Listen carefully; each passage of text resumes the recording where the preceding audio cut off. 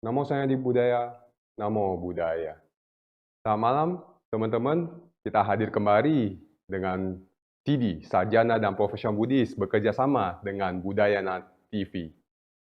Pada malam hari ini, kita akan membahas terkait dengan membuka pintu keberlimpahan, mendapat berkah utama. Banyak orang yang bertanya-tanya, bagaimana kita mampu mendapatkan keberlimpahan berkah? Bagaimana membuka pintu berkelimpahan untuk mendapatkan berkah, sukses, dan keberhasilan dalam hidup ini? Apakah benar? Setiap kali saya tidak berhasil ataupun sukses, maka jawabannya adalah karena karma. Padahal, Sang Buddha, Guru Agung kita, mengatakan di Dhammapada bahwa pikiran adalah pelopor dari segala sesuatu. Pikiran adalah pemimpin dan pikiran adalah pembentuk. Nah, bingung kan? Jadi, apakah kita berhasil ini karena pikiran atau karena karma? Karena ada juga yang mengatakan bahwa kalau saya tidak berhasil, itu karena karma. Jadi yang benar itu yang mana ya? Karena pikiran atau karena karma? Nah, itulah yang akan kita bahas pada malam hari ini di channel Budayana TV dengan narasumber yang sangat pas untuk membahas topik kita malam hari ini, yaitu Dr. Adi W. Gunawan. Siapakah beliau? Beliau adalah seorang intelektual, akademisi, doktor pendidikan, doktor kepemimpinan dan inovasi kebijakan, seorang hipnoterapis klinis, peneliti, pengajar, pakar teknologi pikiran yang sangat dicari di Indonesia. Satu-satunya yang mengadakan workshop Quantum Life Transformation dan kelas hipnoterapis klinis dengan standar paling tinggi di Indonesia, scientific, EEG, dan clinical hipnoterapi yang berdurasi 10 hari atau 110 jam.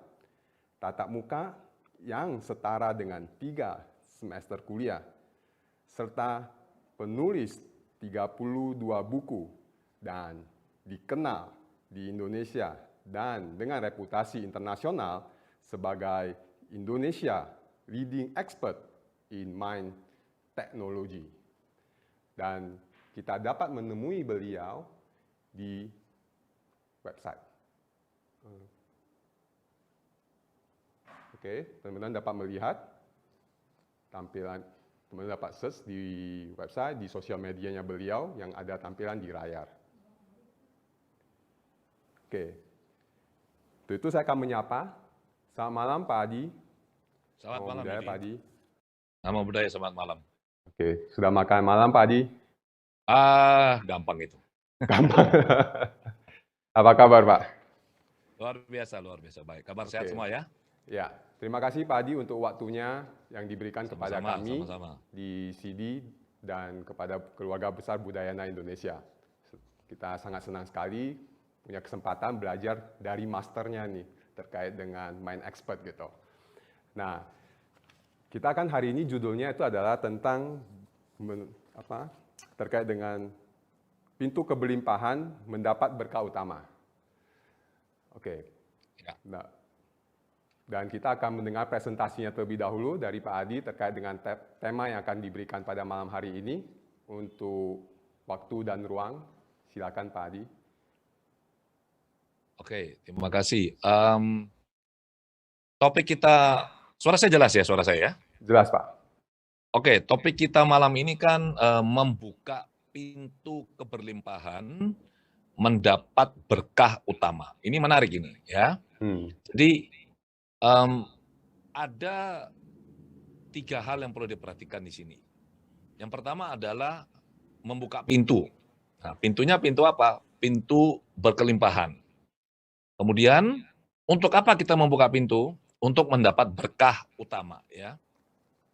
Saya bahas dulu mengenai berkah utama menurut Sutta ya. Jadi di Manggala Sutta dijelaskan bahwa Berkah utama itu apa saja?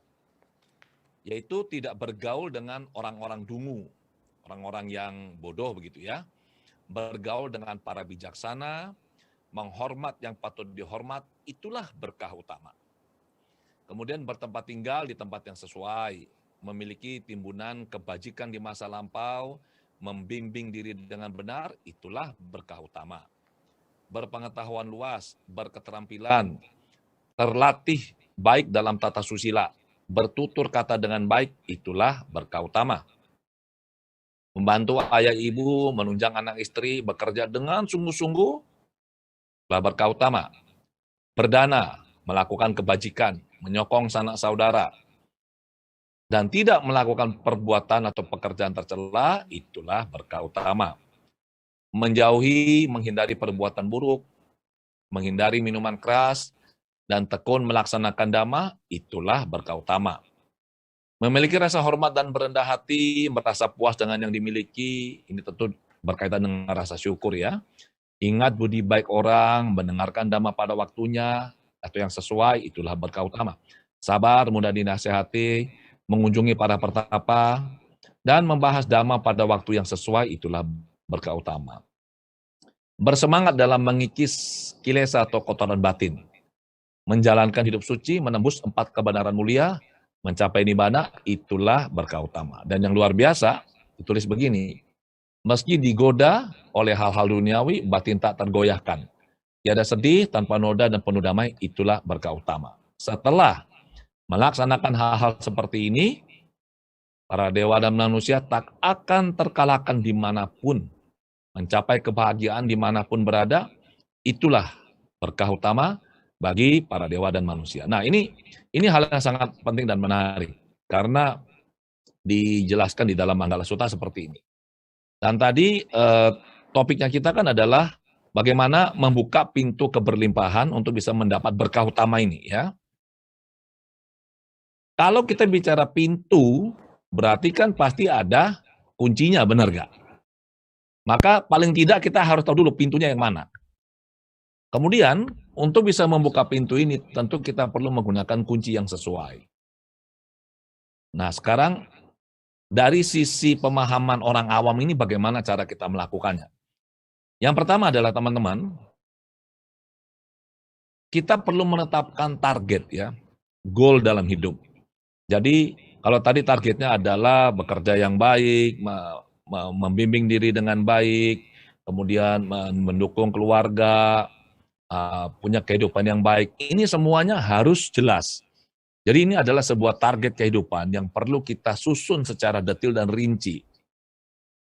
Kemudian setelah kita susun secara detail dan rinci, biasanya kalau saya sarankan kepada teman-teman atau sahabat yang diskusi dengan saya bilang ya, Anda perlu menuliskannya ya, jadi tidak boleh hanya di angan-angan, Anda perlu menuliskan.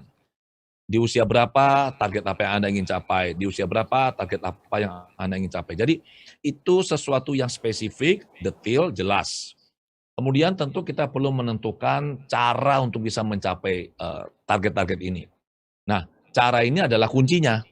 Jadi ibarat pintu, kalau kita punya anak kunci yang pas, kita bisa membukanya dan setelahnya kita bisa mendapat yang kita inginkan.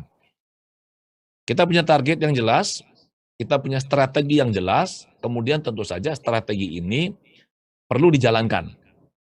Nah, kita perlu menjalankan dengan sungguh-sungguh. Dan tidak hanya asal menjalankan strategi, tidak hanya bekerja. Kita perlu punya semangat, kita harus yakin kita bisa, sadanya harus kuat, kemudian punya semangat, wirianya juga harus bagus ya. Kemudian tentu saja kita perlu melakukan evaluasi.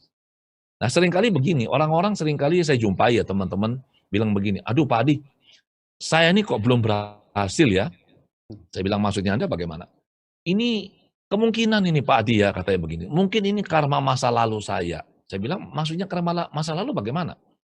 Ya ini sepertinya karma masa lalu saya ini tidak mendukung saya untuk sukses di kehidupan saat ini.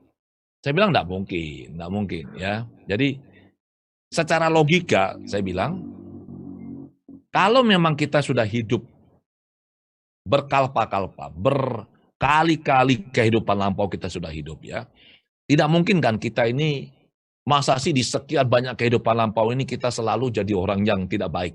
Selalu berbuat hal yang buruk, sehingga tidak ada karma baik sedikit pun yang kita lakukan di kehidupan lampau. Nggak mungkin. Jadi kita pasti punya karma baik. Sedikit atau banyak itu pasti ada. Dan pada saat orang mengatakan bahwa, waduh ini pasti karena karma lampau saya langsung bilang begini, hebat ya Anda ini. Dia bilang, loh kenapa Pak? Anda ini punya kemampuan seorang Buddha, saya bilang begitu. Loh kok bisa? Karena Anda ngerti bahwa Anda nggak berhasil ini karena masa lampau Anda. Dia bilang, oh bukan begitu maksudnya. Saya bilang, loh yang saya tahu loh ya, yang saya pahami, yang saya pelajari dari literatur, yang tahu cara kerja karma, itu hanya sama Sang Buddha. Di luar itu nggak bisa. Nah, kalau orang awam seperti Anda tahu bahwa hidup Anda seperti sekarang ini susah ya dalam tanda kutip ya, belum berhasil karena karma masa lampau Anda, saya bilang Anda berarti punya abinya. Ini sudah hebat ini. Ini jananya sudah mungkin level 12 itu, melampaui 8, 12 sehingga bisa melihat masa lalu. Saya bilang ini nggak mungkin. So singkat cerita gini teman-teman ya. Jadi apakah karma berpengaruh terhadap sukses? Iya dong pasti. Faktor X ini tidak mungkin kita hindari ya, itu pasti ada. Cuma masalahnya ada 4 hal yang tidak bisa kita pikirkan dengan kemampuan kita sebagai orang biasa. Dan ini dijelaskan oleh Sang Buddha ya. Jadi yang pertama adalah jangkauan seorang Buddha itu abinyanya, kewelas asihannya, terus kebijaksanaannya, pengetahuannya itu tidak bisa dipikirkan atau diketahui atau dijangkau oleh orang biasa. Kemudian juga bagaimana cara kerja karma, kita nggak tahu itu. Kemudian juga bagaimana seseorang yang berada di dalam jana, itu juga orang biasa nggak akan bisa tahu jangkauannya sampai di mana.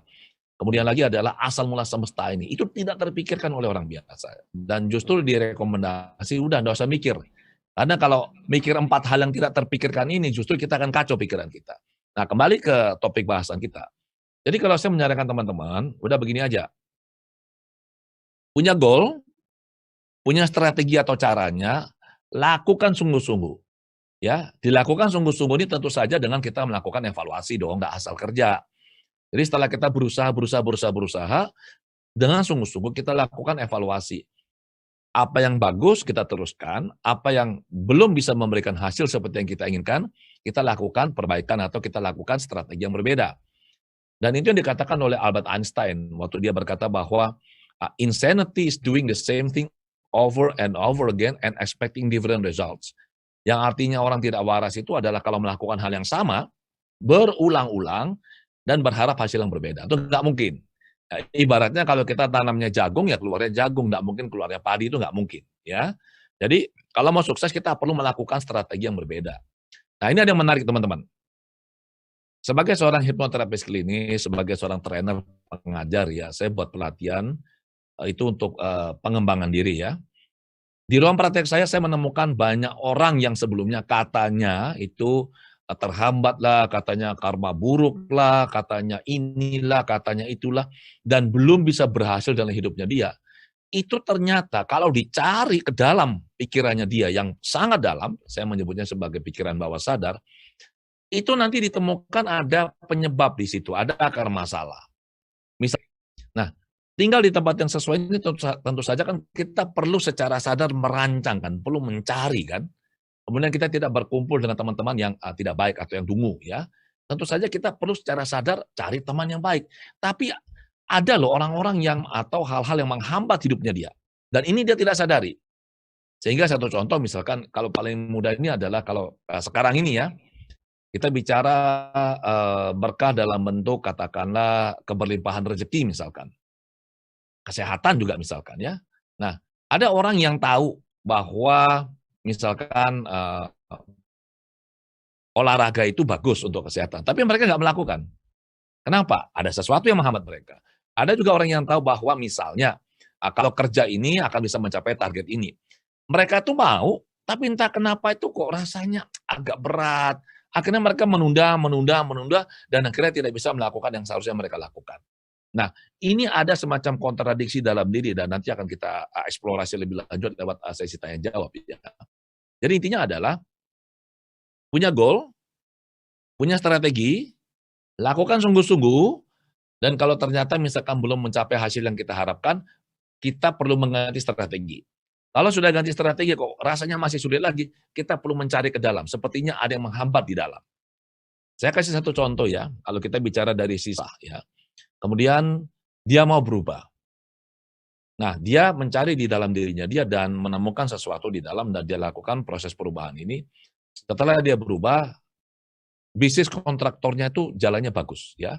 Jadi dia mulai mendapat proyek yang seharga 700 juta, kemudian dia dapat proyek yang harganya 2 miliar, naik ke 4 miliar, 7 miliar, 20 miliar, dan yang terakhir ini yang sedang dia kerjakan per bulan Maret ini baru mulai dikerjakan, itu nilai proyek seharga 116 miliar.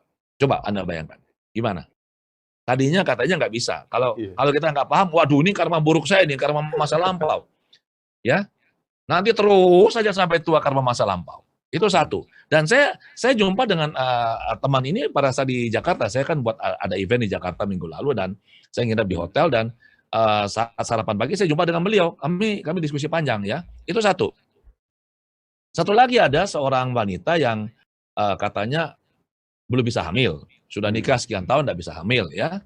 Ada teman saya ini di Semarang ini sudah nikah 10 tahun tidak hamil-hamil. Saya bilang cek dokter dulu lah. Oke? Nah, karena kita tidak ngerti cara kerja karma, ya jangan dibahas sudah. Tidak bisa ngomong ini karma atau bukan. Pokoknya sekarang usaha dulu. Pergi ke dokter, diperiksa, semuanya normal, semuanya bagus. Sampai akhirnya pada saat dicek ke bawah sadarnya, di bawah sadar si istri ini ada program yang menghambat, yang tidak mengizinkan dia untuk hamil. Setelah itu diatasi, si wanita ini akhirnya hamil dan sekarang sudah punya 2 anak. Nah, kalau seperti ini kita mau bicara apa? Jadi modelnya begini, ini ilustrasi yang biasa saya sampaikan kepada klien-klien saya ya, atau teman-teman yang diskusi sama saya. Saya bilang udah gampangnya beginilah. Karma ini kan adalah niat kan sebenarnya. Jadi kalau orang bilang karma masa lampau ya oke lah, anggap saja begini mudahnya. Kita punya 2 gentong nih, 2 tong air. Ya. Yang satu di sini isinya air bersih. Anggaplah ini karma baik. Yang satu di sini sebelah kanan itu adalah karma buruk, isinya air warna hitam, kotor.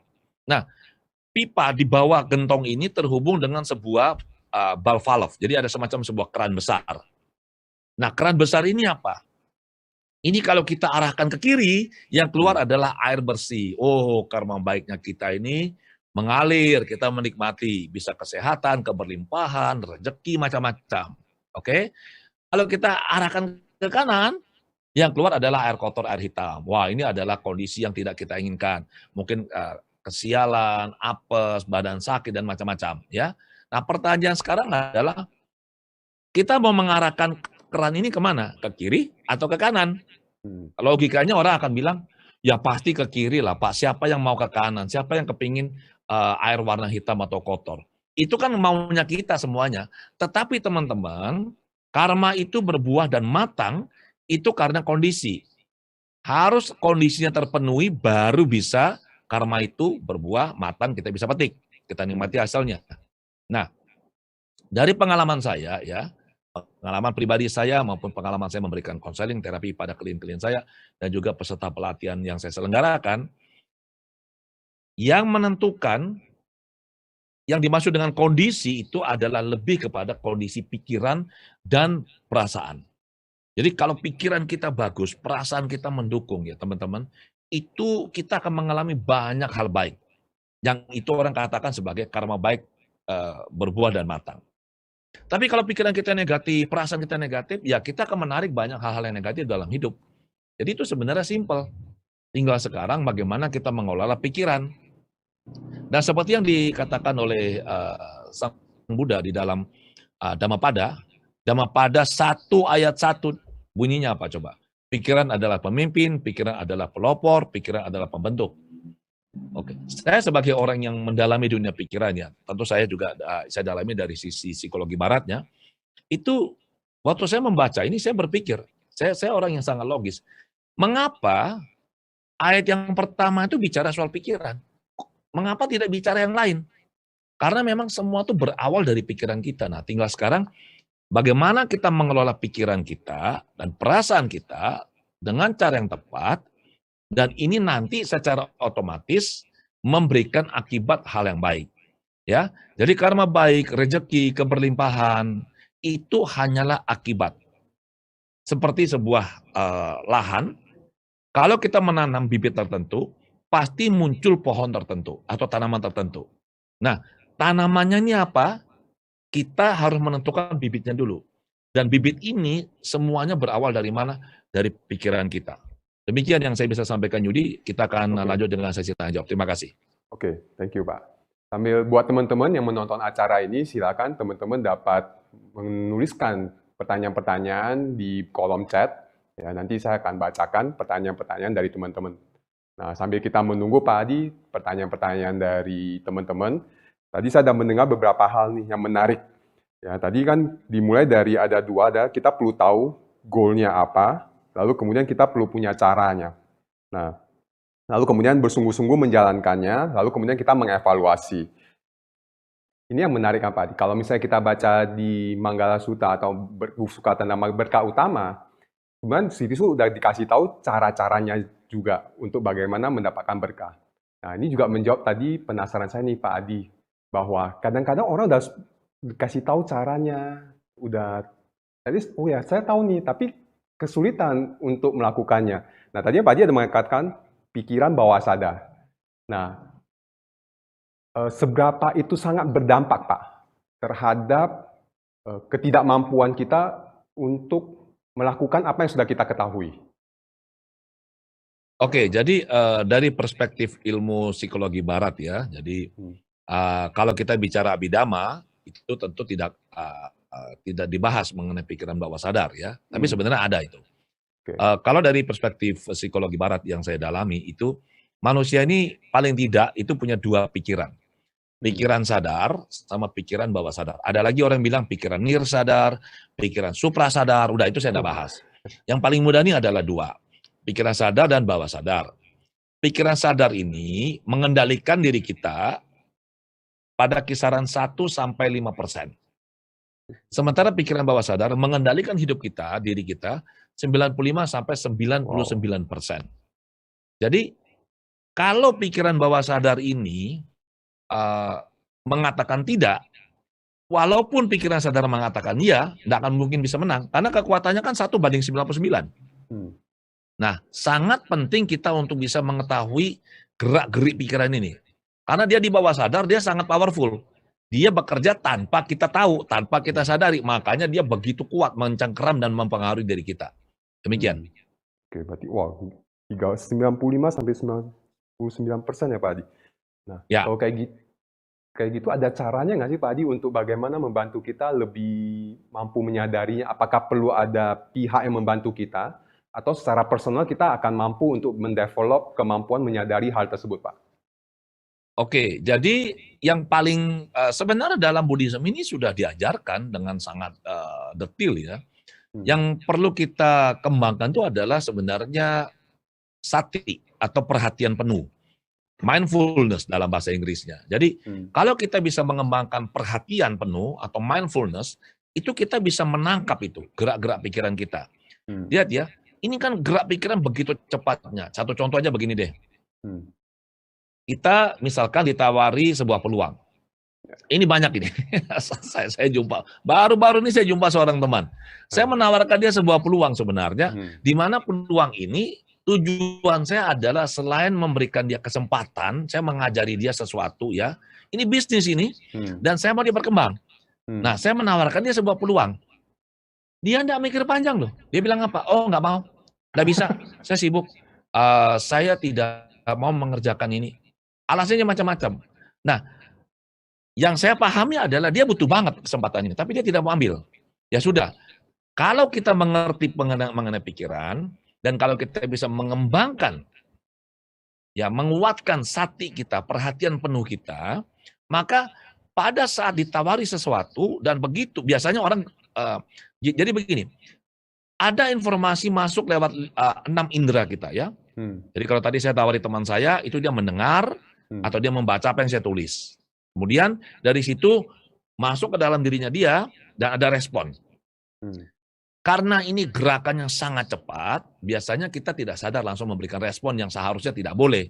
Nah, kalau kita bisa mengembangkan kesadaran kita, satinya kita bagus, mindfulnya kita bagus, maka begitu ini mau bergerak, perhatian kita langsung menangkap. Nah, ini kenapa ini? Kenapa ini kok dia nggak mau? Apa yang saya rasakan sekarang? Nah, jadi sati atau perhatian ini bisa memperlambat gerak-gerik pikiran kita. Sehingga kita bisa melakukan analisis dengan baik. Itu satu. Jadi kita bisa melakukannya sendiri sebenarnya. Kalau memang kita nggak bisa, kita bisa minta bantuan profesional. Ya, kita bisa minta bantuan orang-orang yang memang punya kemampuan untuk bisa membantu kita menelusuri apa yang ada di pikiran bawah sadar kita, sehingga itu nanti bisa terungkap, oh alah, ini loh masalahnya, dan itu bisa dibereskan. Demikian. Dan boleh share nggak Pak pengaruh Pak Adi, terutama tadi pas Pak Adi cerita ya, temannya Pak Adi yang kontraktor tersebut yang awalnya dari susah sampai kemudian dia mendapatkan proyek yang begitu luar biasa gitu ya.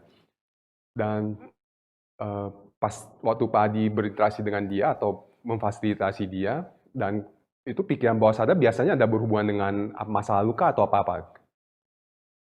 Oke, jadi begini, pikiran bawah sadar ini kan dia tempatnya persepsi, tempatnya belief, tempatnya memori kita, tempatnya emosi kita, tempatnya kebiasaan kita, ya ada banyak fungsinya dia. Nah, teman saya ini yang kontraktor sukses ini ya, memang sebelumnya dia punya konflik keluarga. Jadi dia punya konflik, dia juga merasa nggak nyaman dan pikirannya tentu ruwet. Karena pikirannya ruwet, hatinya ini juga nggak enak, nggak damai. Akibatnya apa? Ya, kondisinya untuk bisa menikmati hasil yang bagus, itu jelas nggak mungkin dong. Kalau pikiran kacau, hatinya kacau, apa yang terjadi? Ya hidup kita kacau. Maka setelah dia mengelola dirinya dia menemukan apa yang mengganggu di dalam dirinya dia, terutama adanya emosi-emosi negatif, bisa kemarahan, bisa kebencian ya, kalau dalam bahasanya kita menyebut sebagai kilesa begitu ya. Jadi ini bukan lagi dikikis ini, tapi langsung digerojok habis ini. Jadi yang gede, yang besar-besar yang mengganggu dihabisin ini dengan teknik tentunya ya. Maka kemudian dia merasakan kedamaian. Dia merasa hatinya tenang, pikirannya tuh cerah, terbuka, dia merasa bahagia. Dan ini mengakibatkan apa? Lingkungan sekitarnya juga terpengaruh. Jadi kuncinya adalah bagaimana kita mengelola pikiran kita, kemudian kita juga mengelola yang di dalam. Nah, ini butuh teknik. Sebenarnya dengan kita melakukan Vipassana sebenarnya itu adalah teknik terapi yang sangat ampuh sebenarnya. Demikian. Tapi Pak, pernah ada teman saya juga Pak, dia udah belajar meditasi, tapi kok kesannya nggak mampu keluar ya, malah jadinya pas dia udah belajar nih, dia udah meditasi kan, tapi kok kayaknya malah dia salah mempraktekkannya atau apa gitu. Nah, dan Pak Adi punya pengalaman itu nggak? Misalnya ada orang yang dia punya kasus, tapi dia udah meditasi, dia praktek ikut meditasi retret dan sebagainya, tapi kemudian masih belum mampu membuka pintu keberlimpahannya. Yang ada malah dia menutup gitu. Pak Adi ada pengalaman? Jadi begini, meditasi itu perlu dibimbing ya oleh guru yang tepat loh, jangan salah loh. Jadi banyak orang itu yang asal ikut atau asal belajar meditasi itu nggak boleh. Jadi kita perlu seorang guru yang benar-benar berpengalaman untuk bisa menuntun kita. Karena ibaratnya kalau kita meditasi untuk orang yang baru pertama kali belajar, itu kan seperti kita masuk hutan itu. Ya, kita duduk tenang, kemudian kita mulai mengolah diri kita, terserah. Ya, kalau ada fenomena pikiran yang muncul dan kita tidak paham, itu kita bisa salah langkah. Itu hati-hati banget itu. Nah, jadi kalau dengan bimbingan seorang guru, maka kita tidak akan salah jalan ya. Terus bagaimana dengan orang yang akhirnya dia terperangkap atau dia tidak bisa keluar dari kondisinya dia? Apakah itu bisa terjadi? Oh bisa, ya. Dan kita perlu rendah hati lah. Kita perlu berani berkata bahwa saya butuh bantuan. Jadi kalau ternyata kita setelah meditasi, setelah melakukan upaya dengan perenungan, belajar macam-macam ya, mengembangkan batin, kok masih ada hambatan, maka yang perlu kita lakukan adalah kita harus minta bantuan profesional. Jangan memaksakan diri untuk terus melakukan. Apabila kita tuh, di dalam diri kita tuh masih banyak emosi-emosi negatif, kebencian, kemarahan, ya, masih banyak hal-hal yang tidak benar dalam diri kita, dan kemudian pikiran kita keruwet atau kacau, kemudian kita meditasi dan berharap ini semua bisa beres, itu nggak mudah. Apakah bisa? Bisa, tapi tidak mudah. Apalagi kalau kita lagi stres. Stres ini saran saya jangan meditasi. Stres ini sebaiknya ini. Tunggu kita sudah tenang, batin kita sudah tenang, nyaman, pikiran kita sudah enak. Nah, baru kita meditasi. Itu hasilnya akan sangat cepat. Jadi seperti itu.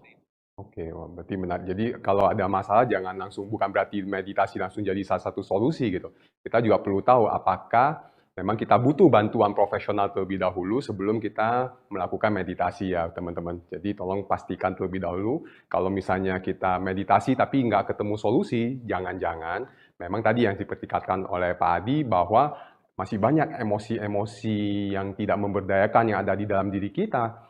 Yang sehingga pas kita duduk meditasi malah makin galau gitu. Nah, untuk itu. Ya, ini sedikit Yudi ya. Saya pernah nangani dua kasus ya. Jadi pulang dari meditasi malah konseling ya, itu ada 2 kasus ini. Oh iya. Benar. Jadi ini mereka ikut meditasi retret, yang ngajar juga bukan orang sembarangan loh. Oke. Ya.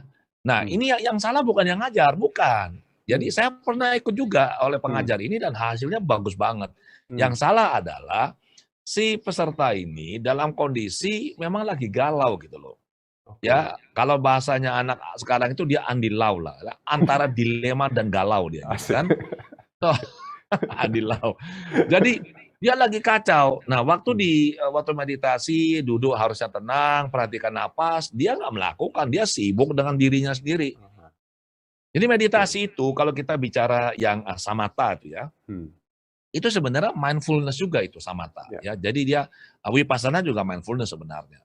Nah, pada saat kita tenang, pada saat kita fokus pada pikiran objek tertentu ya, salah satu dari 40 objek meditasi itu bisa dengan napas atau gerakan perut whatever lah. Nah, itu sebenarnya kita tuh seperti sebelumnya tuh kita duduk di atas sebuah kapal kecil, sampan lah ya, perahu kecil di atas air. Nah, itu kan semuanya bagus, terang, jernih, bagus itu. Tapi pada saat kita mulai diam, kita mulai masuk ke dalam diri kita, yang terjadi adalah apa? Itu kita seperti mulai snorkeling, kita mulai ngeliat-ngeliat, jadi kita berenang di atas air itu, kita mulai lihat ke dalam, kelihatan itu. Kemudian kalau kita semakin fokus, ya, itu kita makin dive-nya makin dalam kita. Kita masuk lebih dalam. Di kondisi itu, orang seringkali bilang gini, loh kenapa ya kok tiba-tiba di pikiran saya muncul kenangan masa kecil yang membahagiakan atau kenangan masa kecil yang kurang baik, misalkan begitu. Kok bisa muncul? Saya bilang itu bukan muncul. Waktu kita dive, kita turun begitu, kita jumpa seperti kita kalau diving ya, selam di laut, kita bisa jumpa ikan yang warna-warni, kita bisa juga jumpa apa? Sampah-sampah di dalamnya. Nah, di dalam diri kita kan banyak sampah itu. Banyak kilesa kita nih, banyak kekotoran batin kan. Kebencian lah, kemarahan lah, keserakahan lah, udah pokoknya banyak emosi negatif. Nah, waktu dia jumpa ini, dia nggak bisa handle. Akibatnya apa? Makin kacau dia. Jadi saran saya itu tadi, meditasi kalau dilakukan secara rutin ya dan konsisten terus, itu pasti berdampak bagus. Apalagi yang dilakukan adalah meditasi cita kasih ya. Itu nanti kita bisa bahas di sesi lain. Itu saya ada video YouTube saya itu. Saya cerita mengenai meditasi cinta kasih dan riset-riset di barat ya. Kalau kita bisa rutin melakukan meditasi cinta kasih, itu hasilnya luar biasa. Nah, apa hubungannya meditasi cinta kasih dengan keberlimpahan? Oh, luar biasa. Satu cerita ini. Teman-teman kan biasanya belanja online kan, benar nggak? Yudi juga belanja online sepertinya. Iya. Nah, kalau kita misalkan mau beli sesuatu, contohnya kalau saya kan senangnya gadget ini, saya beli mouse tipe ini, mereknya ini. Kalau kita masuk ke toko online itu, saya nggak usah sebut namanya, nggak enak ya. Kita masuk ya, itu kan banyak online shop-nya kan, benar nggak? Banyak tokonya kan? Benar, Pak. Nah, tokonya menawarkan barang yang sama, ada yang lebih murah, ada yang lebih mahal, benar nggak? Ya. Tapi kenapa kok kita kayaknya aku pilih yang ini deh. Walaupun lebih mahal sedikit 10.000 atau 20.000, aku lebih serak sama yang ini. Ayo kenapa coba? Masuk logika nggak? Benar juga ya. Padahal lebih mahal ya Pak. Ada kan yang melakukan itu kan? Iya, iya. Nah, kenapa? Karena itu tokonya itu disadari atau tidak, itu memancarkan vibrasi dari si pemiliknya. Kalau Wow. pemiliknya pikirannya tenang, hatinya damai, itu beda, rasanya beda. Dan ada peserta pelatihan saya, dia punya 2 online shop di, nggak usah sebut namanya lah ya. Dia tuh jual pakaian bayi begitu. Kemudian dia berharap bisa menjadi star seller. Dan dia sudah coba beberapa cara, beberapa bulan tuh nggak bisa-bisa, agak susah menjadi star seller. Ternyata setelah dia mengembangkan meditasi cinta kasih, setiap pagi itu dia meditasi, dia merasakan cinta kasih, kemudian dia menyebarkan cinta kasih ke semua makhluk. Itu yang dia lakukan tiap hari. Tahu nggak? Dalam waktu 1 bulan, itu jumlah transaksi, saya nggak bicara omset ya, jumlah transaksinya itu meningkat 40%. Wow. Dan 2 tokonya menjadi star seller. Dia tanya saya, dia email saya, Pak Adi, loh kok bisa ya tiba-tiba saya nggak promosi, saya nggak melakukan apa-apa. Sebelumnya tuh saya berusaha untuk bisa meningkatkan omset atau membuat toko saya menjadi star seller, nggak bisa-bisa. Sekarang setelah pelatihan, setelah mendengar yang Pak Adi jelaskan, saya ikuti. Setiap pagi saya meditasi cinta kasih, saya merasa diri saya bahagia, saya mengirimkan ini pikiran-pikiran baik dan perasaan cinta kasih meta ini kepada semua makhluk. Kok ini bisa mudah tercapai? Saya bilang, karena pikiran kamu memunculkan getaran, vibrasi positif. Dan ini disadari atau tidak mempengaruhi bisnis kamu. Dan itu yang dia dapatkan. Keren kan? Wow, luar biasa nih Pak Adi. Dari Pak Adi cerita aja ya, kayak kerasa banget gitu. Energinya itu langsung kayak dalam diri saya, oh bener, maksudnya meditasi cinta kasih gitu, langsung merasakan kayak tadi langsung duduk ya. Sebenarnya saya masih ada deg-degan nih Pak. Jadi begitu tadi Pak Adi ngomong cinta kasih ataupun, saya langsung merasakan dulu nih, langsung tubuh itu juga memang lebih nyaman Pak. Langsung muncul dalam pertanyaan saya Pak. Kebetulan saya ada subscribe Pak YouTube channelnya Pak Adi. Dan Pak Adi di situ ada ngomong tentang law of attraction. Nah di situ muncul dalam benak saya, apakah ada seperti itu nggak Pak? Jadi pas saya penuh dengan cinta kasih, saya mengirimkan cinta kasih, di situ akan lebih gampang meng-attract hal-hal yang baik atau apa gitu Pak Adi. Oke, jadi begini ya, pikiran ini bukan, pikiran tidak dibatasi oleh ruang dan waktu ya. Jadi pikiran kita ini sangat luar biasa. Dan pikiran ini ada getarannya, ada vibrasinya. Dan ini sudah diriset di barat itu. Ada alat ukurnya, vibrasi itu ada. Saya punya mesinnya ya. Saya bisa masuk ke dalam sebuah ruangan, saya colok itu, saya punya mesin, masukkan ke laptop saya bisa ngukur nih energi di dalam ruangan ini berapa. Kemudian kalau orang meditasi atau misalkan ada kejadian sesuatu, itu energinya naik atau turun saya bisa tahu. Karena itu diukur. Ini mesin yang dibikin oleh seorang profesor dari Rusia ya. Nah, jadi pikiran kita ini itu ada getarannya, bisa jalan, nggak ada ruang, nggak ada waktu. Apabila pikiran kita positif, dan ada dannya. Pikiran ini, saya nggak tahu zamannya Yudi ya. Kalau zaman saya dulu masih muda ya, itu ada namanya orang main itu, radio tuh loh, break-breakan itu, tahu nggak? Oh iya, orari. Ya, kalau yang tahu itu berarti usianya kita kurang lebih sama. Sudah agak tua juga ini ya. Cuma mungkin waktu itu saya masih kecil, Pak. Masih kecil. Tapi udah tahu kalau anak yang milenial itu udah paham ini. Anak milenial kan sekarang bicaranya HP ya. Ada nomornya kan, kalau yang tahu ini berarti anak zaman kolonial itu, zaman kolonial. Nah, jadi kalau kita bicara, misalkan saya bilang, halo, apa kabar, itu kan saya mengirim sebuah pesan kan.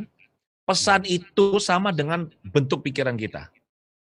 Tapi seberapa jauh pesan ini bisa sampai, itu tergantung oleh apa? Powernya, benar nggak? Jadi kalau biasanya orang tanya, kamu pakai ya power yang berapa ampere katanya. Wah ini sekian ampere. Nah ampernya itu, powernya itu adalah emosinya kita. Jadi kalau ada emosi itu sebagai booster. Jadi ada emosi, ada bentuk pikiran. Nah bentuk pikiran ini bergetar dan didorong oleh emosi ini, itu mempengaruhi lingkungan kita. Jadi seperti kalau kita itu ada sebuah kolam ini ya, kolam air yang tenang gitu ya. Kemudian kita ambil sebuah batu. Kita lepas nih.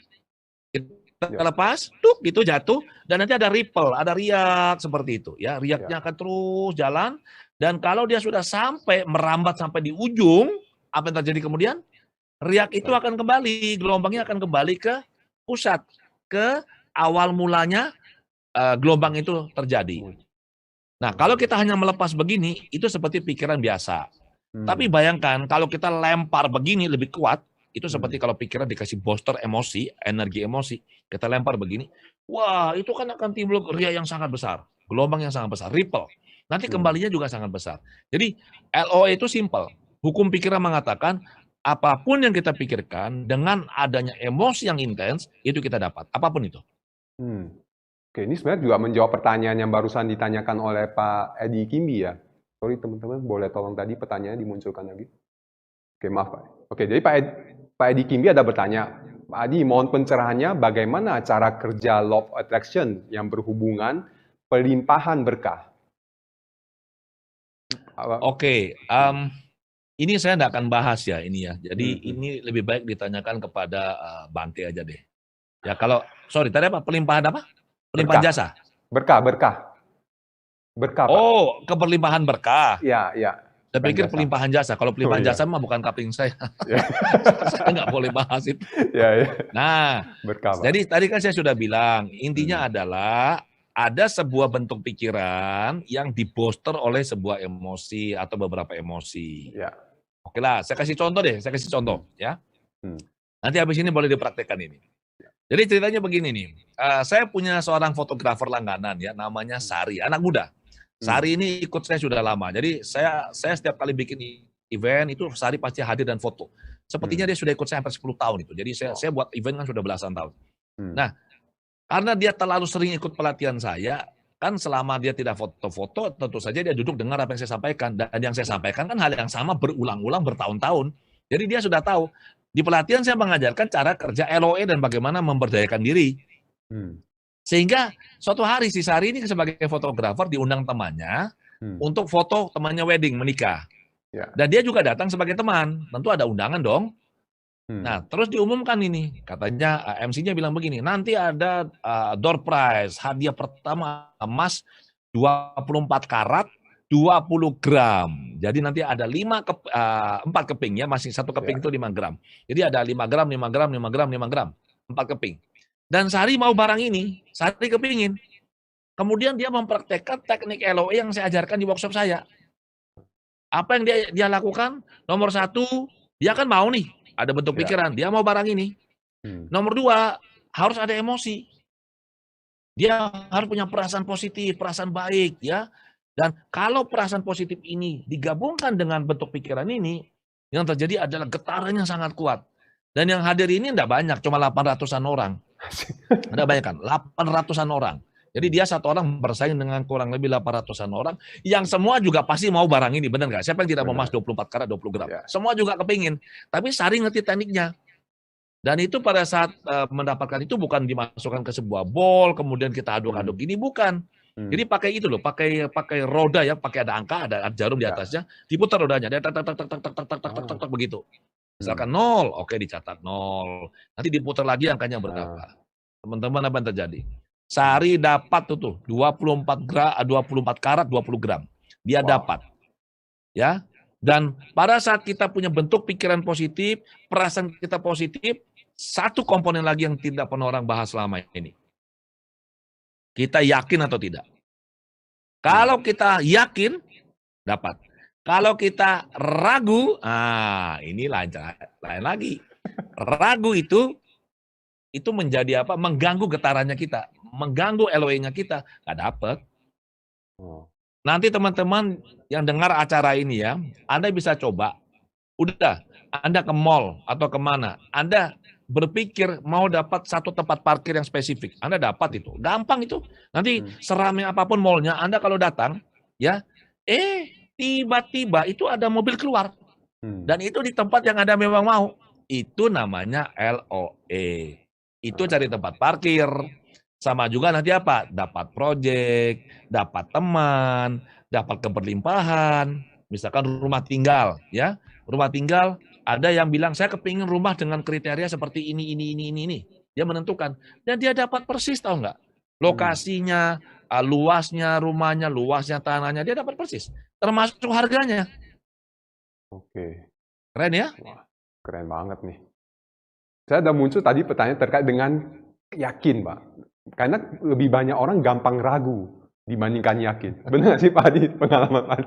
Maksudnya pas dia udah mau nih, terutama misalnya tadi ya, rumah, dia mau project, dia mau sesuatu, ya dapat income berapa gitu ya. Dia secara pikiran mungkin dia sudah mau, tapi muncul keraguan. Tapi sebelum Pak Adi jawab, ya ini kita simpan dulu ya, mungkin buat teman-teman yang juga udah penasaran gitu, pengen tahu dan kemudian iya gue juga masih ragu nih gitu. Nah, tunggu dulu ada pertanyaan berikut. Kita ke pertanyaan berikut dulu ya Pak Adi ya, karena waktunya agak terbatas nih. Oke Pak Adi, ada pertanyaan dari Ling Gunawan. Selamat malam Pak Adi. Sebagai Buddhis, oh ini pas ragu juga. Sebagai Buddhis, kadang saya ragu atau takut menjadi kaya. Karena tidak boleh melekat dengan materi. Tapi saya mau. Bagaimana memilahnya agar tercerap baik di alam bawah sadar saya, Pak? Makasih, Pak. Gitu. Oke. Ini namanya benci tapi rindu. Iya kan? Mau kaya, tapi takut. Takut melekat, bener nggak? Ya, benar. Oke. Ini sebenarnya sesuatu yang bagus loh ya. Jadi mau kaya, tapi takut melekat. Nah, solusinya cuma dua. Jangan kaya, atau jangan melekat. Mau yang mana sekarang? Kaya dong, Pak. Tapi pilihannya nggak ada ya, Pak? Kenapa? Tapi pilihannya cuma jangan kaya, atau tidak melekat ya? Atau kan gini. Kan, tadi kan katanya dia mau kaya, ya, tapi takut melekat, bener nggak? Benar. Nah, sekarang supaya bisa enak begitu ya. Ya udah jangan kaya. Kalau jangan kaya kan nanti kan katanya nggak melekat, ya. Ya. Siapa bilang orang yang miskin juga banyak melekat pada kemiskinannya dia, banyak tuh. Wow. Tiap hari mikir, aduh, kenapa sih kok nggak ada duit ya? Aduh, kok susah sih cari uangnya, kan begitu kan? Iya. Itu melekat loh. Yang perlu kita lakukan adalah begini.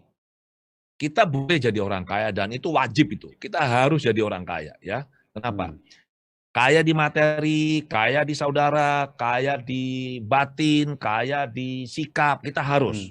Nah, khususnya kaya materi, uang, materi-materi yang lain, itu kita harus belajar. Makanya supaya tidak melekat ya, mulai sekarang ini waktu kita masih katakanlah belum kaya misalnya, kita belajar melepas. Cara belajar melepas apa? Dengan berdana. Kita berdana lah yang kecil-kecil. Jangan tunggu kaya baru berdana, nggak bisa. Kalau dari sekarang ini pelit, berharap nanti kaya baru bisa jadi orang yang dermawan, nggak bisa. Itu ada di bawah sadar, program pelitnya itu nggak mungkin. Jadi mulai sekarang ini berdana. Nggak bisa melepas banyak, ya melepas sedikit. Ya. Nanti itu kan belajar melepas yang paling kasar sebenarnya, paling kelihatan mata. Nanti kalau kita sudah levelnya lebih bagus lagi, lebih tinggi lagi, kita belajar melepas yang tidak kelihatan dan itu lebih sulit loh. Melepas apa? Melepas ego, melepas kebiasaan buruk, melepas emosi negatif, kan seperti itu. Ya. Jadi belajarlah melepas mulai sekarang. Banyak kok orang-orang yang sangat kaya tapi mereka nggak melekat kok. Selama Anda nggak bisa mendamaikan bagian diri Anda yang konflik ini, Anda akan susah loh jadi orang sukses loh. Pasti itu. Kenapa? Karena nanti gini loh, aku mau kaya. Nah, satunya lagi bilang, jangan, nanti kalau kaya melekat. Kan begitu kan? Ya. Terus sekarang begini, ya sudah jangan kaya. Nanti ada lagi yang ngomong begini, kalau nggak kaya, nanti kan bagaimana? Susah ini hidup kita ini. So itu konflik. Solusinya yang paling enak adalah apa? Jadilah orang kaya, tapi jangan melekat. Nah, menggunakan bahasa sehari-hari, dikatakan begini, kita boleh memiliki apa saja. Tapi jangan pernah sampai apa yang kita miliki memiliki diri kita. Itu esensi kemelekatan. Dan yang namanya melekat itu dari pemahaman saya ya, itu sebenarnya simple kok. Yang namanya melekat itu adalah adanya sebuah emosi intens, positif maupun negatif, yang lekat pada satu objek. Itu namanya melekat.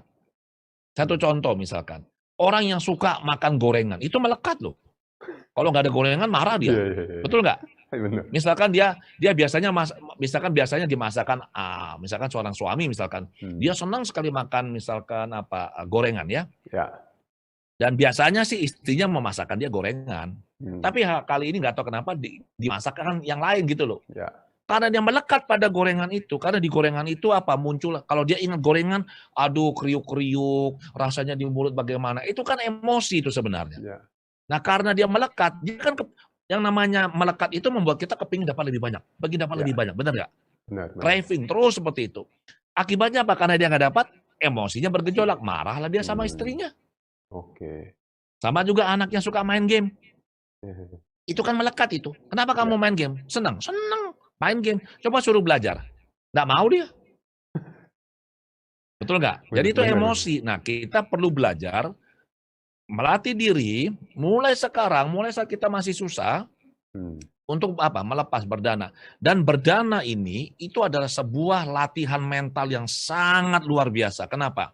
Karena begitu kita orang yang dalam kondisi minim dan dia bisa berdana, dia bisa berbagi sesuatu dengan orang lain, itu sama bawah sadarnya dicatat loh. Waduh, ini orang kaya loh ini. Dia berbagi loh. Dan itu masuk terus makin lama makin kuat, makin lama makin kuat. Sehingga apa? Nanti LOE-nya makin kencang gitu. Narik lebih banyak hal yang positif dalam dirinya dia. Karena setiap kali kita berdana, perasaan kita bagaimana? Ingat ya, perasaan ini penting loh. Jangan setelah berdana ngomong gini, ini bikin repot aja minta duit terus orang. Itu nggak boleh. Kalau kita berdana begitu mah bikin karma buruk itu. Ya, nggak boleh. Jadi setelah berdana perasaan gimana? Aduh senangnya kalau lihat orang lain bisa bahagia, kita juga ikut bahagia. Ya, itu positif. Nanti LOE kita lebih kencang apa? Menarik lebih banyak rezeki sehingga kita bisa berbagi dengan lebih banyak orang. Makanya kalau Anda mau jadi orang kaya secara duit, Anda harus banyak-banyak menabur duit. Oke, itu salah satu. Jadi ya, timbal balik ya Pak ya? Nabur ya, duit dapat. Hukum timbal balik. Menabur, tentu saja menabur di lahan yang subur dan tepat. Benar sekali. Wah ini masih banyak nih yang dapat di-sharingkan oleh Pak Adi, tapi waktu kita agak terbatas ya teman-teman. Kalau di chat itu Pak Adi lihat tuh banyak pertanyaan tuh Pak Adi. Tapi buat teman-teman, mumpung udah lihat di YouTube, nah kalau yang belum subscribe ya channelnya Pak Adi, tolong segera ketik, gampang dicari lah. Pak Adi itu orang terkenal ya, jadi tinggal ketik aja Adi W Gunawan akan muncul langsung dan di subscribe. Nah di sana saya yakin, bukan saya yakin, karena saya juga udah lihat. Jadi juga ada beberapa hal yang lebih detail yang dapat teman-teman pelajari di video-video yang ada di channel YouTube-nya Pak Adi terkait dengan perasaan, emosi, law of attraction, tentang hipnoterapi juga dan sebagainya. Itu banyak penjelasan cara kerja pikiran.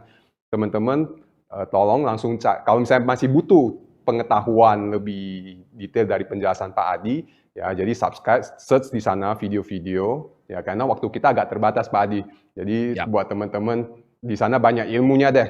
Ya, banyak ilmunya. Nah, dan juga teman-teman juga dapat klik di CD channel. Ya, ini CD ya. Jadi saya juga numpang promosi nih Pak Adi. Silakan, jadi di CD channel, ya di CD channel kita juga ada, ya teman-teman boleh subscribe. Di situ kita rutin mengadakan acara lamar dan CD channel ini juga disupport oleh namanya CD Counseling. Jadi kami dari Sarjana dan Profesional Buddhis kita mengadakan kegiatan konseling, tapi konseling ini berhubungan dengan, nah di dalam CD Counseling juga ada muridnya Pak Adi, saya panggilnya Ci Arlin. Nah dia muridnya Pak Adi Pak. Siapa itu? Arlin. Saya panggilnya Ci Arlin. Oke. Ci Arlin ini muridnya Pak Adi. Tadi saya mau ngajak dia live bareng untuk ngobrol dengan Pak Adi gitu. Tapi dia bilang, enggak lah, kebetulan ada kegiatan Pak, jadi berhalangan, jadi saya sendirian aja gitu. Ya, dan di dalam CD Counseling kali kita ada Ci Arlin, dan beberapa terkait dengan hukum juga, jadi buat teman-teman yang, dan itu non-profit, ya kita non-profit, jadi kalau buat teman-teman terutama Buddhis yang punya persoalan terkait dengan hukum, bingung kemana tempat bertanya, nah boleh hubungi CD Counseling juga. Dan juga kalau misalnya terkait dengan kesehatan, juga boleh hubungi CD Counseling untuk kami bantu menemukan sumber-sumber yang teman-teman butuhkan. Kadang-kadang sakit apa, nggak tahu mau ke dokter mana dan sebagainya. Nah, kami punya source itu. Dan juga terkait dengan parenting, nah di sini ada Ci Alin, muridnya Pak Adi. Oke. Nah, Pak Adi, waktu kita juga udah mau jam 9. Oke, dari Pak Adi boleh ada penutup untuk menyimpulkan pembicaraan kita. Iya, saya sangat mendukung acara teman-teman CD ini. Ini bagus banget ya. Jadi teman-teman bisa yang belum subscribe channelnya CD, saran saya perlu subscribe ya. Jadi acara yang CD ini lakukan sesuatu yang sangat positif, sangat bermanfaat, dan ini ke depan perlu lebih digalakkan lagi. Jadi mengundang pakar-pakar yang lain sesuai dengan kebutuhan umat sehingga edukasi ini bisa terus berlanjut. Jadi saya ucapkan selamat dan terima kasih juga kepada CD dan semua teman-teman. Demikian saja Yudi, terima kasih. Oke, terima kasih Pak Adi untuk waktunya dan tadi saya lupa. Jadi buat teman-teman kalau mau hubungi CD Counseling ada di nomor teleponnya 0811 987 3300. Ya, kalau Pak Adi, teman-teman saya sekali lagi ya di Google tinggal klik Adi W Gunawan, you will have all the resource information about Pak Adi W Gunawan, Indonesia leading in mind expert. Ya. Dan saya juga thank you sekali Pak Adi untuk waktunya karena I already admire you for a long time Pak Adi dan juga banyak teman-teman saya yang belajar langsung dengan Pak Adi. Ya, jadi kebetulan di kantor saya juga Pak ada yang barusan kayak kemarin Pak Adi ada kelas tentang energi ya kalau nggak salah ya. Berapa minggu yang lalu ya, benar sih Pak Adi? Dia juga ada belajar ke sana dengan Pak Adi dan juga ada ikut kelas 10 jamnya Pak Adi. Jadi buat teman-teman juga yang tertarik tentang hipnoterapi, bagaimana menjadi seorang hipnoterapi, ya tadi yang sudah saya jelaskan, Pak Adi punya workshop yang 10 hari, setara dengan kalau kuliah itu 3 semester, dan teman-teman dapat mengikuti. Kalau untuk lebih detailnya, tadi kita sudah teman-teman dapat search di websitenya Pak Adi W Gunawan. Ya. Oke, Pak Adi, sekali lagi terima kasih waktunya. Dan kita ada formalitas penyerahan sertifikat terlebih dahulu Pak Adi sebelum nanti kita kirimkan. Mantap. Ya lewat e-sertifikat dulu Pak Adi. Baca dulu. Wah, mantap, terima kasih nih. Ya, oke. Wah, terima kasih. Bagus ini. Ya. Bagus, terima kasih. Nanti kita akan kirimkan Pak Adi sertifikatnya. Oke, sekali lagi, terima kasih. Nama saya Adi Budaya Pak Adi. Nama budaya, terima kasih. Selamat malam semua. Selamat malam Pak Adi. Dan selamat malam teman-teman yang menonton. Dan sampai ketemu lagi di acara Budayana TV dan C Channel. Selamat malam, Namo Buddhaya.